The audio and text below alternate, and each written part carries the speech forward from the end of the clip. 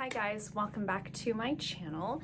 So we're in a different part of the salon today, and this video is coming to you by your request. One of you guys requested I do this video. So if you don't know, there's some noise in the parking lot. And if you don't know, my name is Jamie and I'm an esthetician. I've been an esthetician for 17 years. And one of you guys actually requested me to do a video giving some tips on at-home pedicures, and I thought that was a great idea. So good call, great video idea.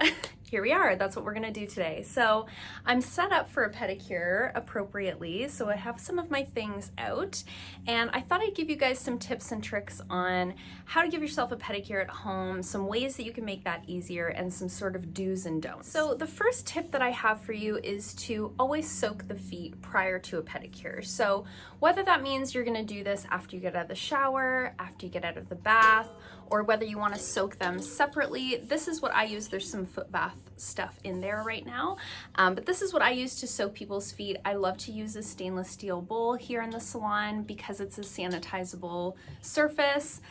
This is actually a oil pan from Princess Auto, so hot tip. You can get them a lot cheaper at Princess Auto than you will at any beauty supply store, and they are the exact same thing. I used to work at the beauty supply store, and sometimes the pedicure basins would come with Princess Auto stickers on the bottom, so hot tip. So you always want to soak the feet first. So that's going to help to soften up the calluses, soften up the cuticles, make the nails easier to trim, all of those good things. The next thing I want to talk about is foot filing. What I like to use for callus removal is a wooden foot file, just like this one. I have many of these. For my regular clients, I keep them in bags with their names on them. I use them a few times and then I give them to the client to take home. This is also what I use at home. I find this does the best job while not being too aggressive. So you really don't need a foot file that looks like a cheese grater, okay? If you're doing it properly and you're doing it often enough, you shouldn't need to have something quite that aggressive, and you don't want to hurt yourself. It's your feet. You're going to walk around on them. If you hurt yourself, you're going to feel it for a while. So I like to use a wooden file like this. There's one side that's a little bit more abrasive and one side that's a little bit smoother. And the biggest tip that I can give you for foot filing is that you want to foot file wet. You don't want to be foot filing your foot dry. So what I usually do when I'm doing a pedicure, I have them soak their feet. Once they're done soaking their feet, they get up on this bed, and then I kind of keep the bowl here on the floor at the end of the bed, and I, do a little bit of foot filing, and then I dip the foot file in the water, and then I do a little bit of foot filing, and then I dip the foot file in the water. It helps the skin sort of roll off rather than flake off. And it's just going to come off smoother, and the skin is going to have a smoother texture at the end than if you were to just go in dry. It's going to leave you with that sort of flaky, coarse texture on the skin. So you always want to do it wet. It's going to be much gentler. It's going to feel better. You're going to be less likely to sort of burn yourself with the file if you use it wet. The other thing that's important to remember with callus removal is that you always want to leave about 30% of the callus behind. So calluses are your body's natural response to friction in your shoes, the pressure points of your feet, all of that sort of thing. So if you go in and just remove all of the callus all at once, all of your shoes are going to hurt your feet, and the calluses are going to come back faster and thicker because your body's like, oh my God, my feet hurt. You're just going to produce a bunch of extra callus. So leave about 30% behind. That's going to give you the protection that you need while still kind of smoothing things out. The best way to do this is to foot file a little bit more often rather than foot file a lot, almost never, right? So a nice idea as well is to keep something like this in the shower, and then you can just do a little bit every time you have a shower. Or maybe once a month you sit down and give yourself like a proper pedicure, and you leave, like I said, about 30% of the calluses behind. I'm not demonstrating any of these things because weird things happen on the internet when I show my feet. So I'm hoping that all of these explanations are going to make sense to everybody. But if you do have any questions, please feel free to leave them in the comments. I do reply to all comments. So in terms of trimming the nails, I find using these sort of large style cutters very helpful as opposed to like the teeny tiny fingernail ones. These ones are more specifically for feet, and you can see that they have, don't mind my band-aid. I cut my finger in the kitchen yesterday. You can see that they have a straight edge on them rather than the curve. I find that works very well for feet. You do generally want to trim the nails pretty straight across. If you do more of a curve on the toenail, you're going to be much more likely to get ingrown toenails. If you are somebody who suffers from ingrown toenails, you really want to make sure you're getting those nails as straight across as possible. When you curve the nail, they sort of curl down in this way and they're more likely to grow into the toe. When you cut them straight across, they kind of lift out like this. And leaving them a little bit longer can also help to prevent ingrown toenails if that's something that you struggle with.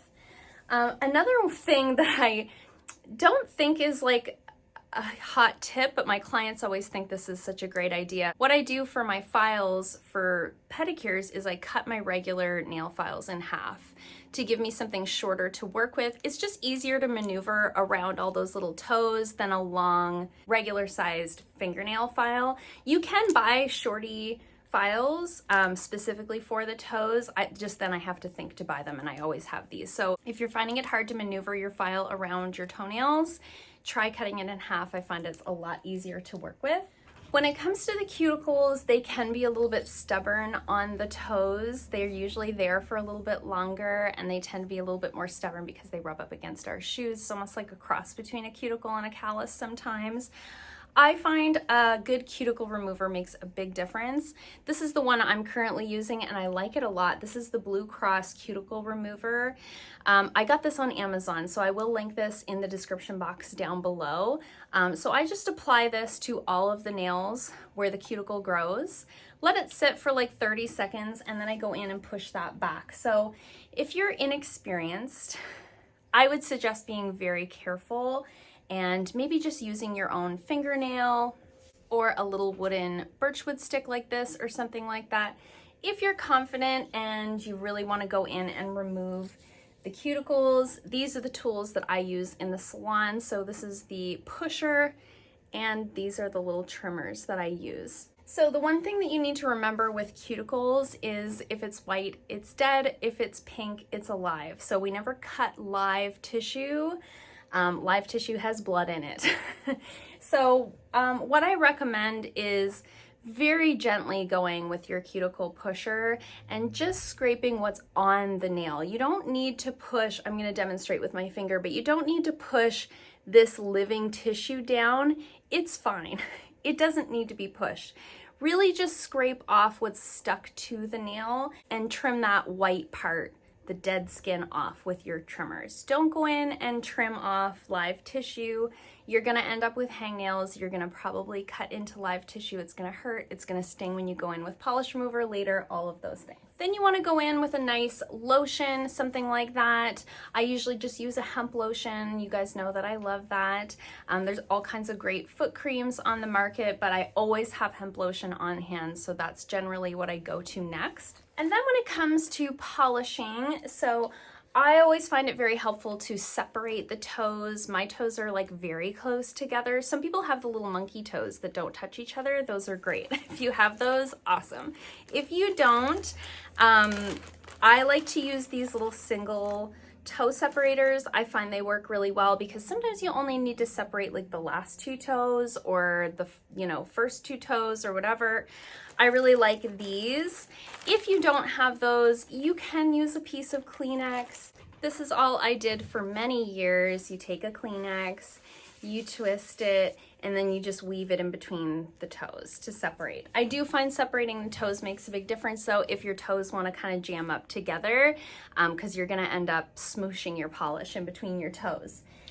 And then lastly, second to lastly, before you go in with the polish, so you've done foot filing, cuticle work, trimmed the nails, you've done some lotion on the feet, before you go in with polish, take a little bit of polish remover to the surface of all of the nails. Clean those surfaces off really, really well so that you can get proper adhesion of your polish. If you don't do that, your polish is gonna flake off in a couple of days because you've got all those creams and stuff sort of in between the toenail and the polish, right? So give it a good wipe down with some polish remover or some rubbing alcohol, something that's gonna take those oils out, and then go in with polish. So something else that is important, it is not a gimmick, is base coat and top coat, okay?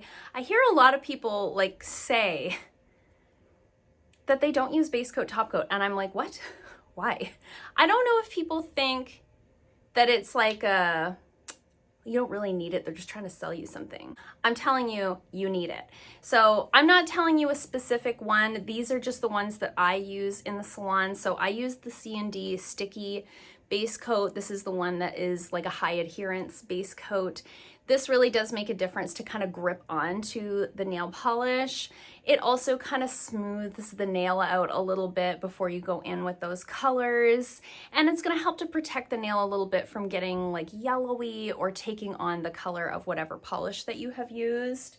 And then finishing off with a top coat, I use the C&D Vinyl Luxe. This is my favorite. They also make a gel-like top coat that's a little bit thicker. I do find it gets thick really fast though, so I tend to gravitate towards the regular. Any top coat, it doesn't matter. It doesn't matter the brand.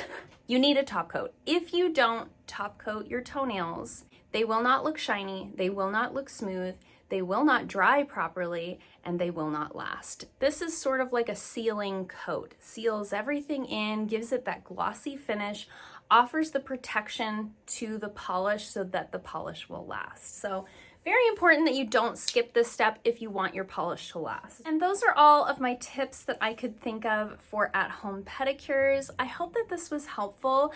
Let me know if you'd like for me to turn this into a series. I don't know what we would call it. Advice from your esthetician. I don't know. If you're interested in more tips from a professional standpoint, I would be happy to do that for you guys. If you like this video, give it a thumbs up. If you haven't already, please subscribe, and I'll see you guys soon in another video. Bye.